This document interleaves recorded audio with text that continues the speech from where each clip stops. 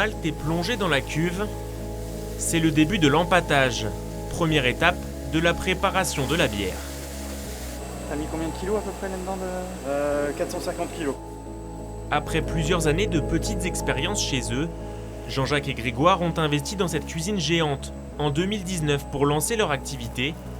Les deux frères parviennent à se verser un salaire et restent confiants, malgré le contexte économique. L'année 2020 est extrêmement compliquée à gérer. Effectivement, il y a eu une chute d'activité pendant le confinement, où il y avait quasiment plus d'activité. Mais par contre, dès le printemps, nous on est sur la côte d'Opale, donc c'est une zone très touristique. On a eu énormément de monde pendant tout l'été, donc ça a permis de se rattraper un petit peu.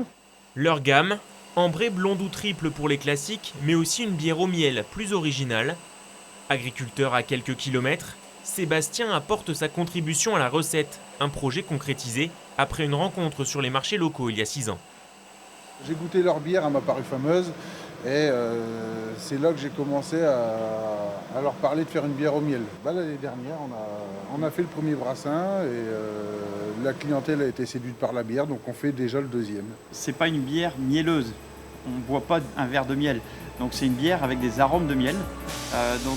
Comme là on a mis un miel qui est avec des arômes floraux, on retrouve ce côté floral, mais on ne retrouve pas le côté mielleux dans la bière. Donc ça reste un produit qui est désaltérant, c'est ça qui peut étonner un peu les gens. Pour se faire son avis sur cette bière, il est possible d'en acheter à emporter. Peut-être une idée pour se faire plaisir en cette fin d'année. À consommer avec modération bien sûr.